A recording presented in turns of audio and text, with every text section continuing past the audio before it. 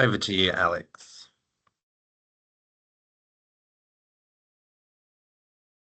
Kia ora all, and welcome to our hui.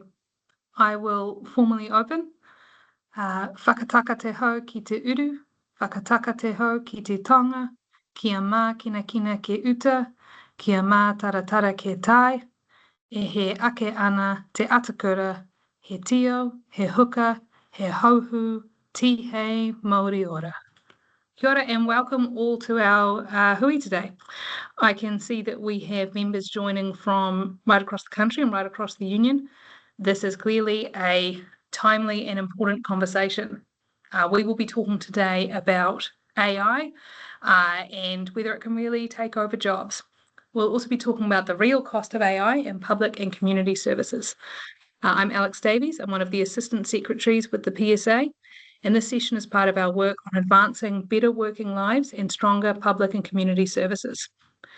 Today, we'll be giving you access to experts on AI who will share their experience and expertise about what's real, what's hype, what we should be worried about, and what is more hopeful with AI in the public and community service space. I'd like to start by thanking our three panelists for making time to be here with us today. In an outline of our program, we'll welcome our panelists. We'll ask our panelists to speak for around 5 minutes each. We'll then do questions and discussions, and then some perspectives from PSA at the end. Please feel free to use the chat during the session, but please do stick to the ground rules we've posted in the chat. And if you have the questions you'd like to put to the presenters, please use the Q&A function. Our speakers today are Chris McGavin, Dr. Barbara Allen, Dr. Karaitiana Taiuru, and I'm going to invite each panel member to speak for about 5 minutes on the topic. Our first speaker today is Chris McGavin. Chris is a digital and technology policy professional with extensive experience working on AI ethics, regulation, and policy. He holds a master's degree in law, where his thesis studied AI regulation in the context of AI harms and global regulatory instruments. Chris is a visiting scholar at Victoria University of Wellington's Computer Science and Engineering Department, where his research is focused on AI regulation, policy, and ethics. Welcome, Chris. Thank you so much for that. I'll just get underway? If you're ready, Chris.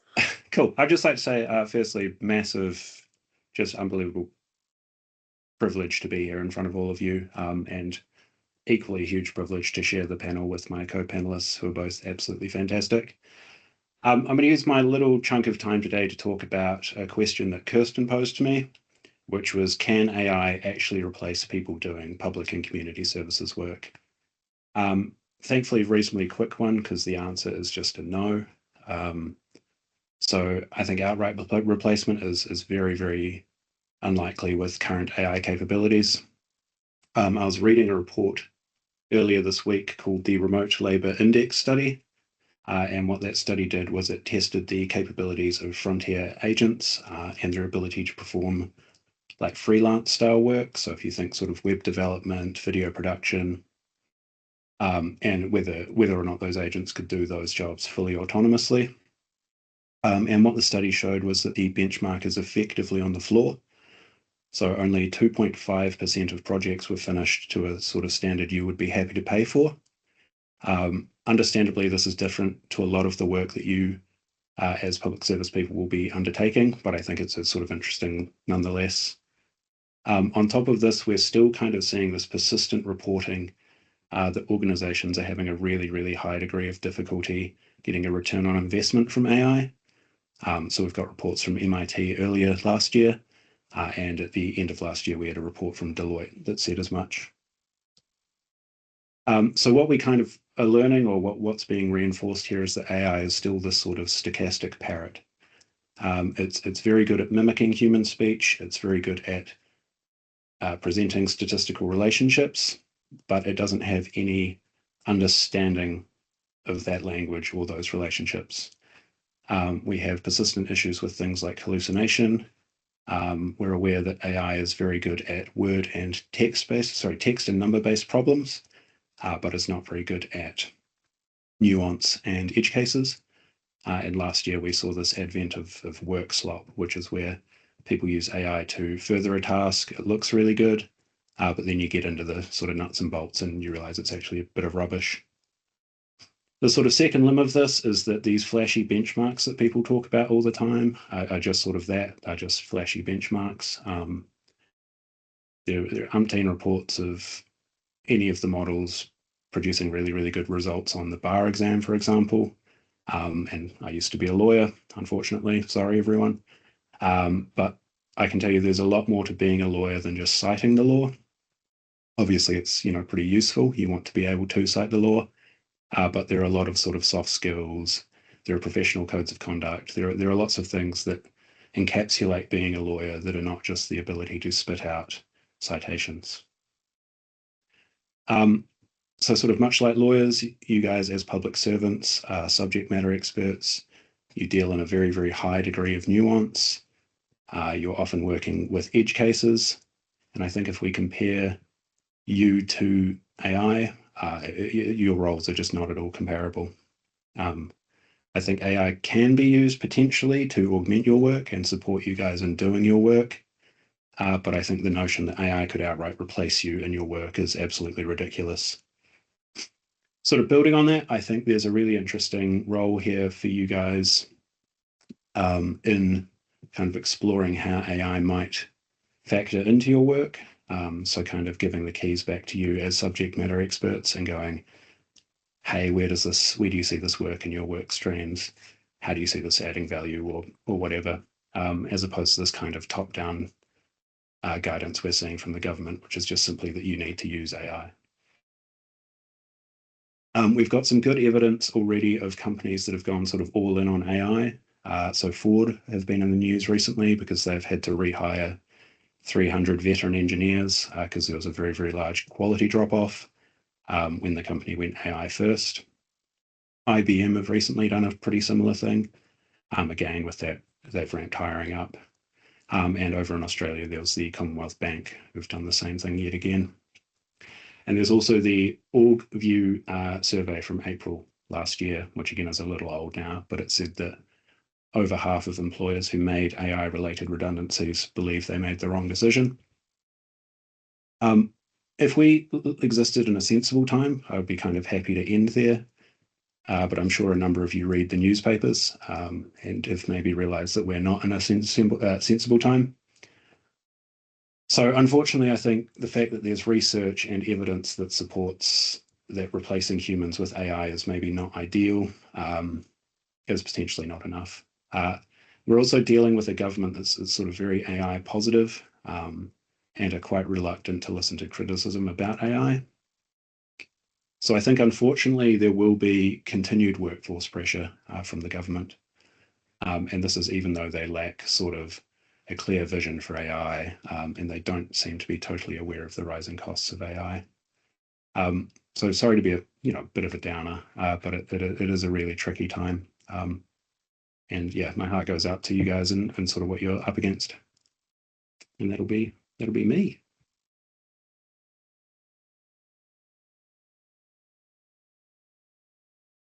Got it. Thank you, Chris. Next we have Dr. Barbara, whenever you're ready. Okay. I'm on here. Hopefully I won't go over. Kia ora. Thanks for having me.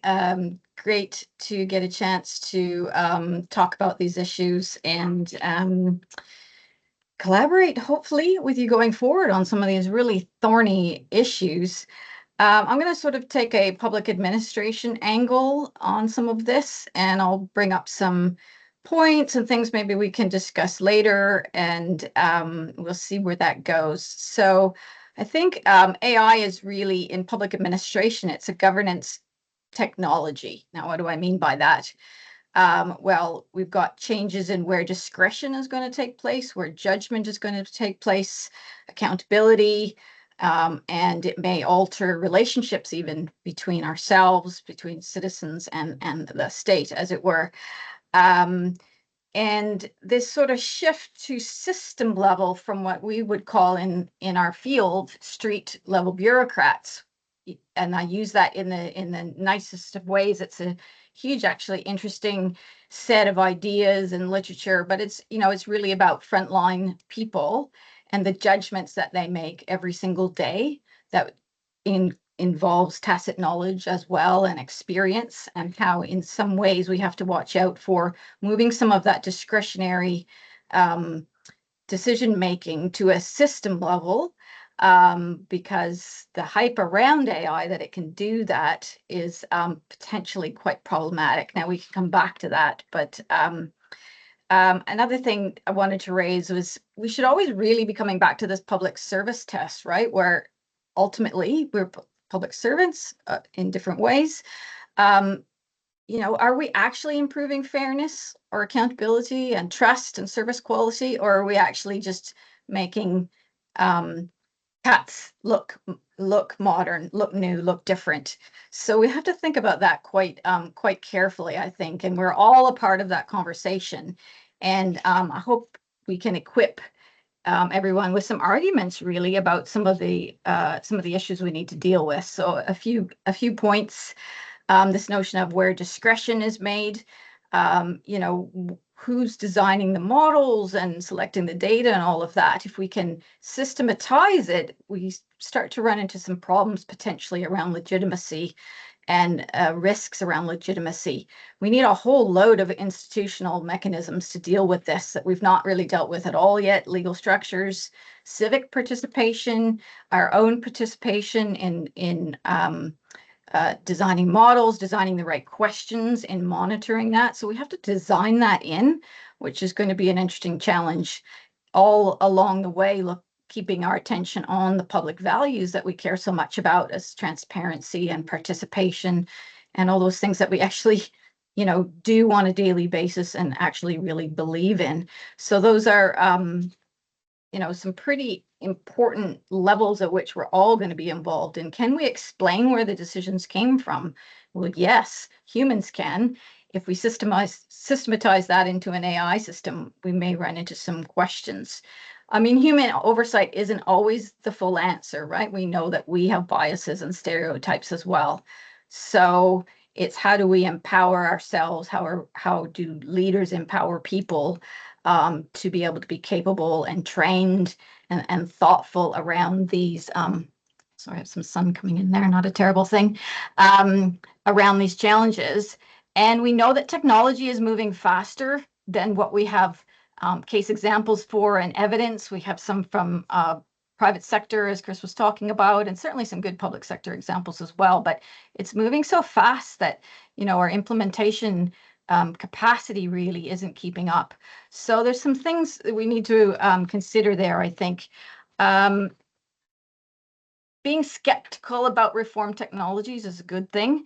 You know, many of us have been through many transformations, but when you don't have fundamental institutional change around that, we can run into lots of problems. All that accumulation of tacit knowledge or experience, that can't be easily, you know, algorithmized, if that's a word.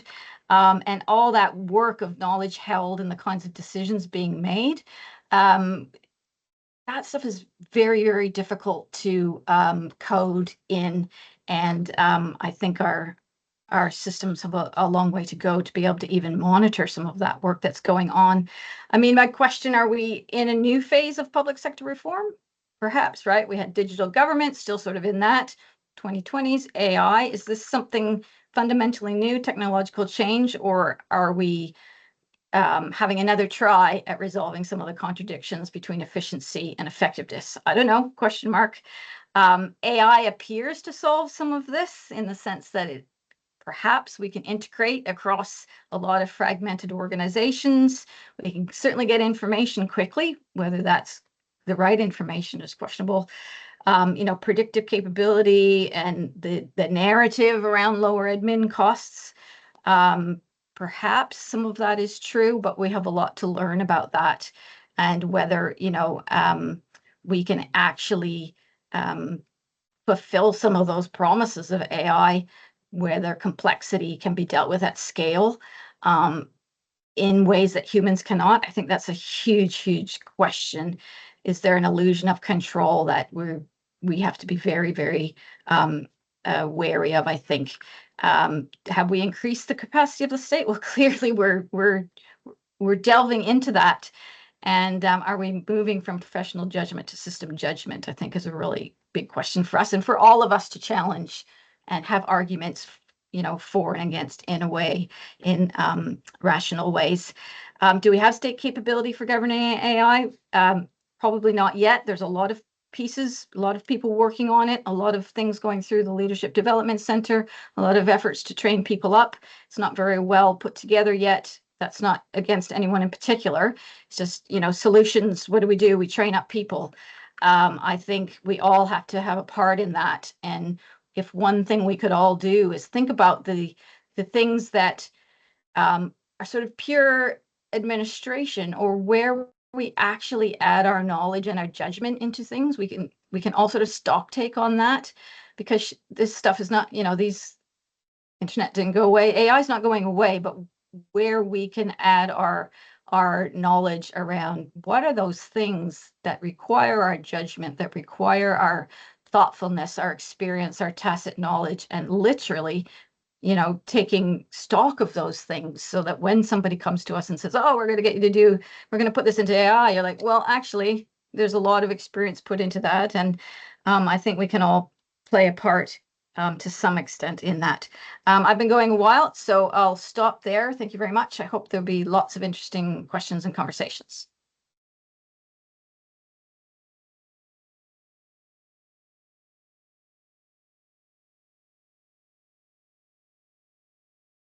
Kia ora koutou. Yeah. Thank you, Barbara. And we will certainly come back to you with some questions. My apologies, I did not fully introduce you earlier, and we'll do so now, and then we'll move on to our next speaker. Barbara is Head of School and Associate Professor in Public Management and Policy at the School of Government at Victoria University of Wellington. She's an international expert in public procurement and public contracting, with subspecialties in performance and digital governance. She was a Canadian Air Force officer in logistics and graduated from Royal Military College in Canada. Thank you again, Barbara, and my apologies for not doing the introduction properly at the outset. Next, we have Dr. Karaitiana Taiuru, affiliated to Ngāi Tahu, Ngāti Kahu Nunu, and Ngāti Tawa. Dr. Taiuru specialises in areas such as Māori cultural considerations in AI, data ethics, intellectual property, and critical Indigenous research. He's a leading voice in advocating for the ethical use of technology to benefit New Zealand Māori communities, combining Western ethical frameworks with mātauranga and tikanga. Thank you, Karaitiana. Welcome. Kia ora koutou. Thank you for that. Yes, so just want to thank Chris and Barbara, and I agree with everything that they've said this morning or this afternoon. So definitely AI is not going to go away. It's not a bubble. We might see AI changing, much like we saw the steam train change, but the infrastructure was always there, i.e. the railway lines. Will AI replace humans in the public sector? No. It's just, for a start, AI doesn't have any human emotions. It only knows what you put into it. For those of you who follow my te ao Māori, kōrero, I talk about legal personhood of AI, but I don't talk about emotions, much the same way as the river, the awa, and the forest doesn't have emotions. It has a modi. I think the other important thing that we have to remember is, AI is a tool. And I remember when school calculators were introduced in schools, and everyone thought, oh my gosh, people won't have to learn maths anymore because we've got calculators, and it was this big evil tool. Which and then I also remember when Microsoft Windows came out with Microsoft Excel, it was the same story. It was, oh my gosh, we're not going to need accountants anymore because we've got Microsoft Excel. But the reality is, it's just another tool. They were both just another tool, and AI is just another tool to help us. We always will need humans in the loop, but we always need humans using those tools. I want to point out that also from a te ao Māori perspective, About 16 years ago, we were talking about streaming tangi online. And there was a major backlash. I mean, there was a major backlash about that talk. And again, people say, "Oh, no, we can't stream tangi online because no one will physically turn up to a tangi anymore. We can't stream our marae hui because no one will turn up the marae." And but what we do know now is people who can't physically attend reluctantly use the online options, and it basically all it does is includes people more. We've changed our tikanga. We changed the way, instead of giving a physical koha at the marae or at the tangi, people advertise bank accounts now, or we have kai courier to the marae or to the tangi. So tikanga changes, and I think the way we use AI will change and adapt for all of us. There's a number of other issues here we need to understand too, is the privacy issues. Every time we add data to an AI at this stage, we're pretty much giving our intellectual property rights to big tech in America, or maybe China if you're using different models. We have major privacy issues. And in New Zealand, I mean, unlike Chris, I'm not a lawyer, but I mean, we don't have legal protections in place to protect us using AI at this stage. So I think we're a long way away before AI becomes really useful. And I think at this stage, if we're talking about replacing humans with AI, we'll just go back to re-employing humans again, and we'll probably have to employ more humans because of the mess that AI has made, because it doesn't have emotions, it doesn't understand different cultural narratives, and and as I said before, it only knows what is fed into it. And so typically what's fed into, or especially the big frontier AI models, is, and sorry for anyone who takes offense to this, but it's normally middle-aged white men, engineers with sort of privileged backgrounds who create AI based on their vision of the world. Hence the reason we've had facial recognition technologies not recognize people of color. We have multiple reports still being produced talking about AI being misogynist. If you talk about a doctor, it's a white male. You talk about a cleaner, it's usually a female, and etc. So that AI has been built in their views, not a New Zealand worldview. So so in summary, I think AI will not replace any jobs. So, kia ora. Kia ora. Thank you. Okay, thank you so much to the panelists. We will move on to some questions and answers from PSA members. If you do want to put forward a question for discussion, please use the Q&A function and we'll line them up to ask. We have a couple of core questions that have come through from members, and I'll start with the first one, and let's go to our first speaker for it. So I'll put it to you, Chris. You are now the Minister in charge of developing an AI strategy for Aotearoa. What two things would you prioritise? It's really interesting. God, that'd be such a stressful job. I think for me, probably the biggest thing I would like us to undertake is a bit of a stock take. We've got a number of potentially effective legal interventions as far as copyright and Crimes Act and various things are concerned, but we don't really understand to what extent those legal interventions might apply. So there's a huge piece of work in actually going through and kind of triaging our legal system, a little bit like we've seen with the recent deepfake bill, and going, okay, is this adequate to engage with these new types of offending we're seeing coming through that are being sort of supercharged by AI. And the other thing I would quite like to look at doing would be the establishment of a sort of EU-styled risk management matrix or risk assessment matrix. So I'd like us to delineate a number of AI uses that we think are unacceptable within New Zealand, and then potentially go through and look at how we can manage those. So actually a bit of sort of proactive rather risk management based sort of policy interventions. Thank you, Chris. I'll put the same question to Barbara and then Karaitiana.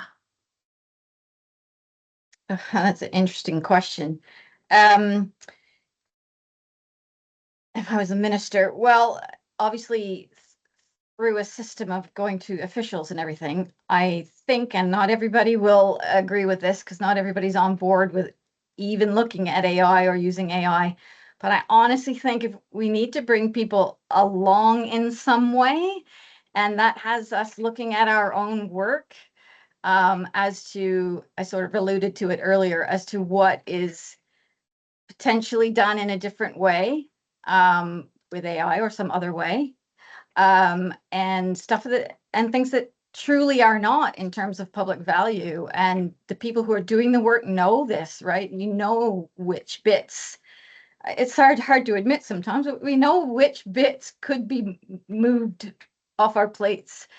But it's the human part that we really, really need the knowledge and the inside experience and all of that from. So I would try to get the organizations through the departmental CEOs and all of that to really take a bottom-up approach, possibly controversial in some ways, but it's affecting us all. So we all need to be a part of that solution, whether it's, I can see controversial issues in that, but I would like to see some sort of bottom-up approach as well as the frameworks and the things that necessarily have to happen, some of which Chris was referring to. Sorry, Alex, could you just clarify that question again? Question was, you are now the minister in charge of developing an AI strategy for Aotearoa. What 2 things would you prioritise? Yes, sure. So I would prioritise bringing AI back to New Zealand. So having a sovereign infrastructure where New Zealand is in charge or has control over that infrastructure.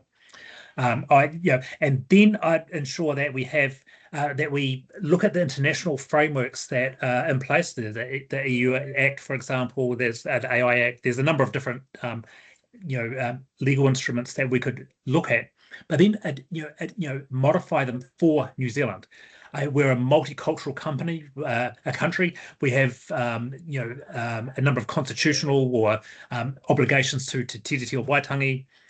We've got a large Pacific population. We're diverse in our social lens. So I'd be looking at doing impact assessments that represent and ensure the protection of all New Zealanders, but also ensuring that we can commercialise those opportunities and create the employment opportunities to be world leaders in New Zealand. Thank you. And our second question here is, our recent member survey shows about 45% of people working in public and community services using AI in their work now, who are positive about the potential of AI, are also concerned about the risks. What is your message to them as people working through the introduction of AI on a day-to-day basis? And I'll go first to Barbara, since you talked about coming from the bottom up, and I think this really goes to where a lot of our members' concerns are right now. Yeah, I mean, I'm noticing there's now endless intro to AI courses, and there is formal stuff coming through the departments and agencies. You can go on Coursera, you can go to the university, you can go anywhere and get intros and things like that. And it's not a bad thing to get, a little bit geared up to understand what this whole thing is, and to be really knowledgeable about where it could possibly impact your own work. And I think we have to not be frightened of it if possible. It is, I find it astounding every time I use it. And then I think to myself, am I outsourcing my thinking here? Or am I getting assistance, or what is the level here? So it actually gets us to think really carefully about how we think and about how we do our work. And that's not necessarily a bad thing. I think it's for all of us. And this is not different now, I suppose, in AI. It's just making it that much more pertinent and urgent, I suppose, for us all to be looking carefully at how we do and what we do and our role in the public service. Yeah. Thank you, Barbara. And we'll go Karaitiana and then Chris. Same question. Yeah, so I think it's important to raise these issues. I mean, there's a lot of bad things that are happening. We're not regulated with AI. So one example is that I know there's a lot of people who work in the social services in government and outside of government, and they've got some real fears for their communities, for their clients, customers.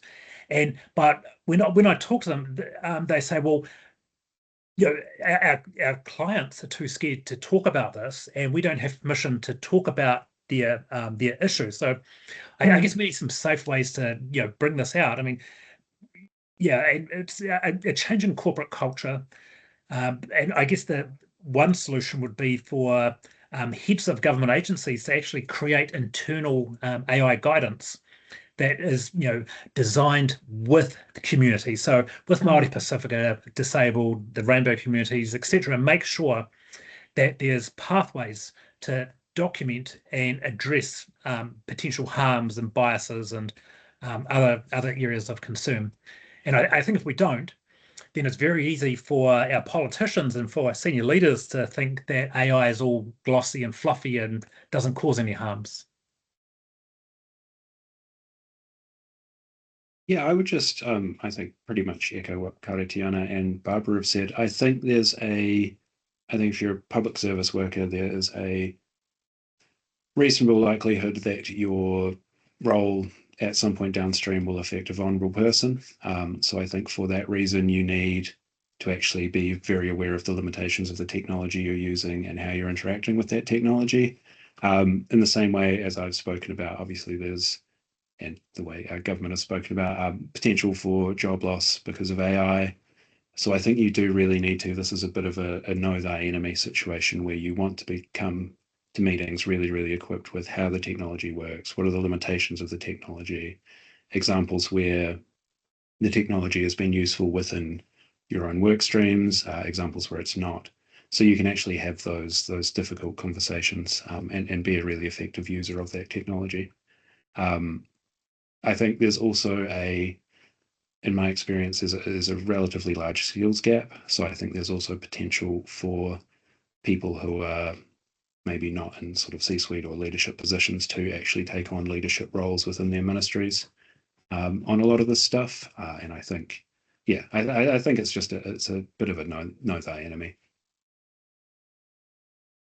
Thank you all. And I would reflect briefly that we hear clearly from membership the concern is around both the view that AI can take over doing people's jobs, but that also across the public service there is a deep commitment to the delivery of the services themselves. The public servants are clearly motivated by quality public services. So the concern goes beyond how will this impact my job, and goes very much into how will this impact the services that people rely on every day. Angus, I'm hoping you have compiled some questions from our audience that you are able to put to our panel. Kia ora koutou, ko Angus Tokuingoa, election organiser at the PSA. Thank you so much for the excellent answers so far, and questions are literally flying in from the Q&A, so apologies in advance, we won't be able to get to all, and if I miss you, I'm really sorry, but I'll start with one first, which I think is quite interesting, and for any in the room, is why do you think business leaders are pushing for higher adoption rates of AI when there aren't yet clear benefits? Can pass it. Barb, you made a chuckle. Is it okay for me to go to you first for a thought on that one? Sure. Can you just repeat it really quickly? So I'm not sure I can see them, but yeah. All good. So it is, why do you think business leaders are pushing for higher adoption when there aren't yet clear benefits?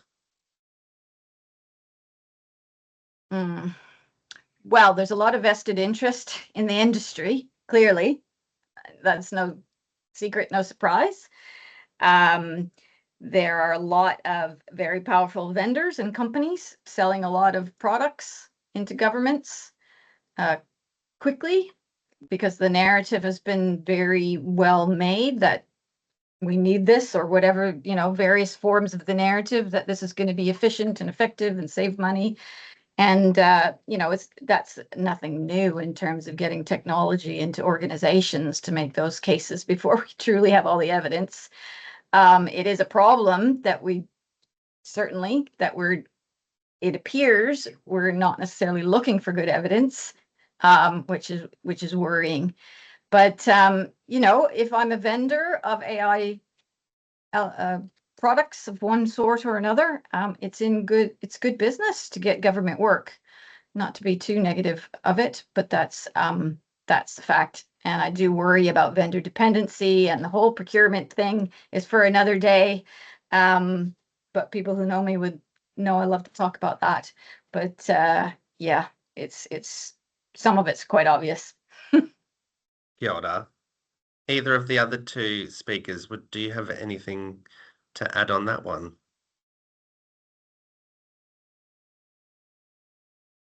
I guess sort of how cynical would you like me to be is probably the I think if you look at the chat, that you are in company that supports some of those feelings, don't worry.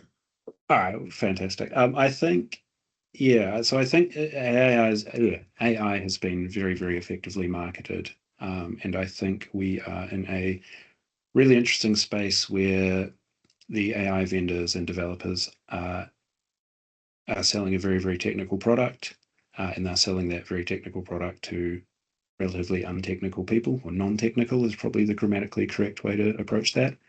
And I think because we've all seen science fiction and Star Wars and Terminator and all of these films, we conflate AI as a technology with those things more so than the realities of the products. So I think if you're a vendor of AI and you're maybe not super honest, I think it's probably very easy to go into businesses and say, hey, we're going to save you a lot of money. I think off the top of my head, LexisNexis have a legal research AI product that I don't think is particularly good, but they've marketed that to law firms at pretty much guaranteeing a 350% increase in ROI. And the way they kind of went in and created that number was they made a composite analysis where they interviewed three law firms, and they did 4 interviews, and they extrapolated that into a sort of false law firm, and then made the numbers up pretty much. So they're not maybe the most honest or fair people potentially. But then on the flip side, I think if you're a business or you're a government, anything or any product that tells you, hey, you can save X amount of money doing this is a very, very appealing thing. So yeah, I think it's a sort of combination of factors. I think for me, I'm seeing that the private sector isn't taking up AI as quickly as government is. So, and I think as was alluded to, I think government is being kind of wined and dined and wooed into this big glossy thing called AI. From the commercial sector, there's a lot of talk about the risk and how do we make the money and how do we mitigate the risks. So so government is definitely going full speed ahead, while businesses are a lot more cautious. Kia ora. And this, I think, follows on quite nicely. Is one of the questions is one of the concerns that I have is that the IT industry has jumped on the term AI to enhance their sales prospects. Do we have an agreed definition of what AI actually is in this environment? Are we talking about language learning models and chatbots, or where does it kind of extend, or what's the remit that you see for AI when we use that term?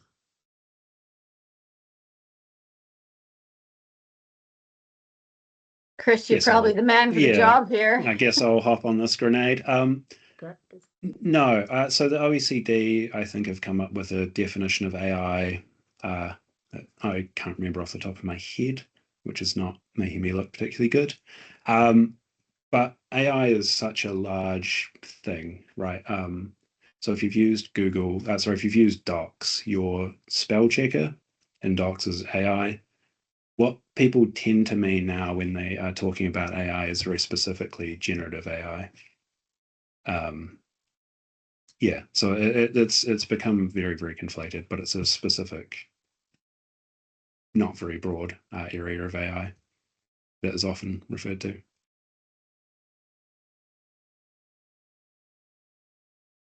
Kia ora. Following on, Dr. Karaitiana, you talked about AI taking jobs, but then causing a mess and people being rehired to fix said mess. From this person, we're concerned that we'll be collateral during the mess phase. Is that a realistic possibility, given that the politicians do not have enough understanding of AI not to cause the mess in the first place? Oh, well, I hope that common sense prevails and this won't happen. I think that the more smaller projects that fail, the more we'll see that this is not feasible. So yeah, I guess that is just my hope that this won't happen. And yeah, and I guess that's probably going to be dependent on future governments and future policies. And I guess the more we raise issues about AI not having human emotions, not understanding tikanga Māori, being biased against, a huge part of our population. And I hope our leaders and the government agencies realise the risks like the business sector does, and they just gradually roll this out. And I also suspect that the more money that's wasted trying to roll out AI in failed projects, the quicker government will listen and stop that rollout. Kia ora. Any thoughts from the other two? I can try and get to probably 2 or 3 more questions as well. So one, I think, which is potentially a bit more future forward and perhaps positive, but what kind of suggestions may you have about future proofing ourselves, I guess our organizations, us as workers, as AI is introduced more and more? Barbara, can I pass over to you to answer if you have one for that? Future proofing is such a loaded term, which I'm not a fan of. You can't future proof. Change is constant. We don't know what's coming down the track other than more change. I think equipping ourselves to be constantly learning is really what the name of the game is these days.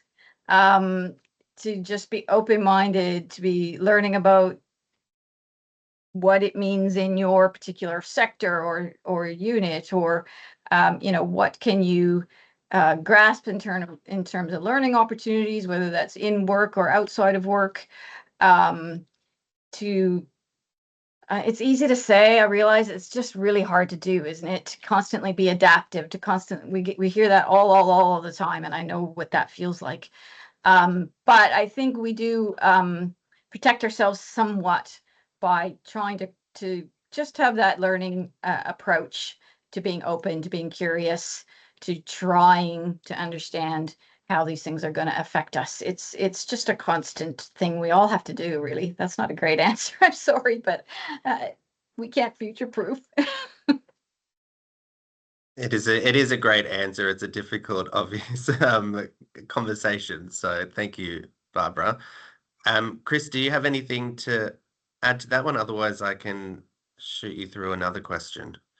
No, I thought, despite what you said, I think Barbara absolutely nailed that. I think it just all comes back to that education piece. And I would say maybe don't... I've had a few interactions with people where they go, oh, this AI thing's stupid, it's going to ruin stuff, I'm not going to engage with it at all. And I think that's the wrong approach. I think, again, like Barbara said, don't be too afraid of it. And I think just kind of get in and learn as much as you can. Kia ora. We've got a question around the potential risks, particularly for more junior staff, and the potential role of AI replacing junior staff and removing, I guess, the employment journey to expertise or to senior staff level that we have in important departments, ministries, organisations. Do you see that as a particular issue, and or is there a way that we can still ensure there is, I guess, an employment pipeline or expertise pipeline within our own organisations with AI on the horizon / already here? Yeah, so it's an interesting topic. It's quite a large topic, probably. But actually, I think it was the CEO of IBM, when they started their rehiring, one of the things he spoke about was actually, hey, if we get rid of all our junior staff, and I think the term he used was dry up, but he said in 3 years or 5 years, we're going to dry up, and then we just won't have pipeline. And I think probably what's going to happen, well, actually it's hard to say anything with much certainty, but I think we will probably have to look at or re-examine how we're training our juniors or how we're onboarding them. I think, for instance, in the legal field, when you start, you cut your teeth doing a lot of discovery work. So you're sitting combing through files for random stuff. And I think that's work that can be very easily automated. So that the question then is not, okay, well, now we don't have juniors, because then we don't have a workforce, and I'm not confident that anyone's going to do a sort of universal basic income or anything. So then it becomes, well, what do we do with the juniors? How do we make our juniors into seniors more effectively, or how do we upskill them more rapidly? Yeah, hopefully that's a good enough answer. All of your answers are excellent. So no stress on that front. Any additions, Karaitiana? Were you coming off mute there? Yeah, I am now. Yeah, so I think it's important to understand that we still need that human emotion with some of these decisions. As whether it's law or whether it's accounting, we still need that. Yeah, I mean, because we know that AI can hallucinate. It makes mistakes. It's not perfect. So yeah, I think we go back to that training. I think we need to be looking at how we upskill or how we train juniors, and look at how we redeploy them in organizations. And I think that, I don't see massive layoffs in that area. I just see a change in job positions and training for the organization. Kia ora. We've had a few questions come around the theme, I guess, of the environmental and energy damage and or threat. I think particularly with organizations circling Aotearoa as an AI data center of the future, and what the risks come with that. I know this may not be kind of the expertise, because that is obviously a certain area of the environmental damage, but have you got any thoughts around how that may impact on the country? Is that offset worth it? Anything around kind of the environmental impact of AI would be great. Open to anyone if you have any thoughts. Again, I know quite a broad question and a challenging one. No, you go. It's okay. I'll come after. Oh, okay. Oh, sorry. Thank you. Yeah. So this is a very hot topic, especially in Te Ao Māori. It's we look at the current way we use electricity, and we look at the damage data centers do, and it is horrific. So I mean, my thinking is we need to review the way we create power. We're a little island down the bottom of the world. We're very near Antarctica. We've got oceans all around us. We've got mountains for wind.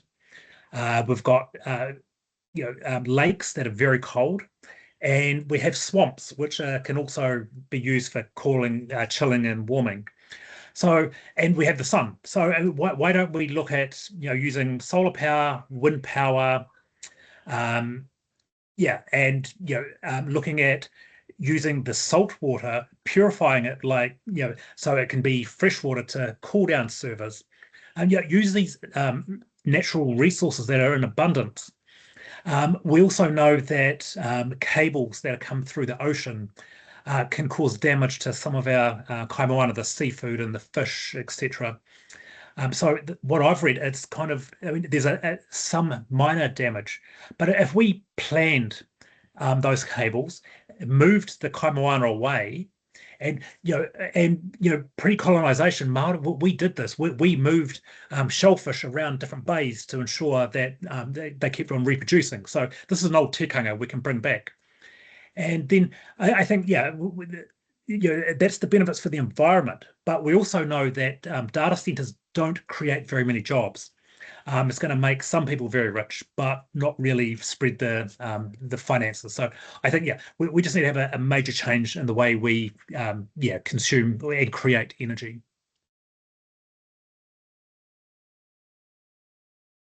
Kia ora, Barbara. Did you want to add anything? I don't think I can improve on that very much. only to say that it's part of the systemic problem, right? It's part of the it's not hidden, but we see stuff about it now, but it's absolutely part of the package of this big shift or transformation if we're in it.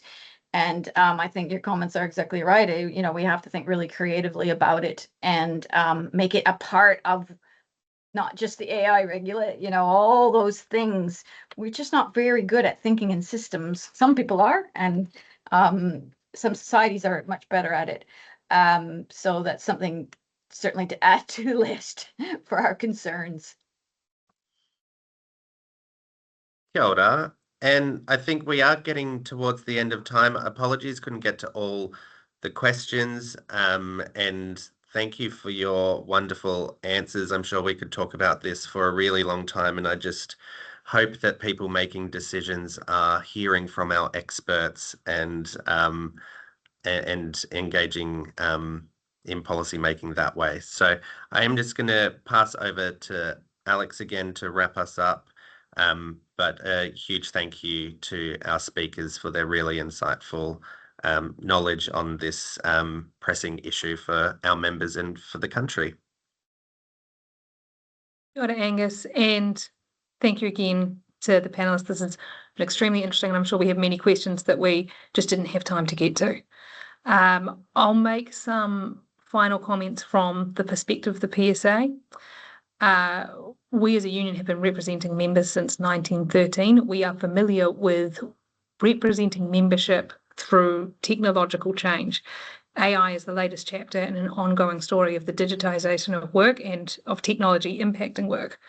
We have a proud history of organising both to ensure that PSA members' experience is an experience of a just transition and that stronger community and public services are at the heart of any change. It's our very firm belief that where work is changing, there must be a central place for the voice of the people doing that work and for their unions. And I hope that you are hearing that as a union, we support the use of technology. We support the use of AI to make public services more effective. But we have a responsibility to speak up and use the levers we have, like collective bargaining, to ensure that there is safe and responsible use of AI in the public, not irresponsible, haphazard use, which we are concerned we're seeing come through at the moment. We want to ensure that AI is used to create better services and real value. We explicitly do not support the using of AI as an excuse for getting rid of workers that, as I think you've heard today, may need to be brought back in short order because the work still needs to be done. We are strongly fighting back against the coalition government's stated plan to cut 9,000 public service roles over 3 years and use AI to fill the resulting gaps in service delivery, noting that there is absolutely no detail or examples or visible work done on what that would actually look like. We know that no country in the world has evidence that AI can replace public service workers at that scale, and the government is betting heavily on that happening. Countries like Singapore, which the government often cites as a role model, use AI to improve public services, not to reduce headcount. This government's approach lacks any logic, and it's trying to justify a predetermined cut to roles rather than introducing AI as part of a coherent digital transformation strategy. We know that New Zealanders don't support that. In a recent poll that we commissioned, over half of respondents disagreed that AI and digitisation could replace public service work. What we need is a clear plan and investment strategy to ensure AI doesn't grow organically or uncontrolled or have unforeseen consequences that haven't been worked through. We need workforce training and effective guardrails and engagement with workers and affected communities before AI is deployed as a tool to harness gains. This government has not done the work. Instead, it's gutting IT teams across the public service at the very moment. It should be investing in them. It should be investing in how AI can support public services, not looking for opportunities to cut corners.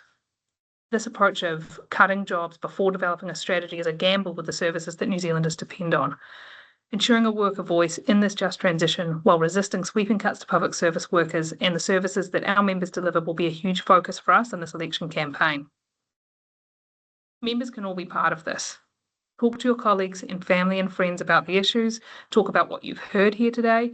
If you're going into collective bargaining in your workplace, which many of us are, ask your bargaining team to put AI on the agenda.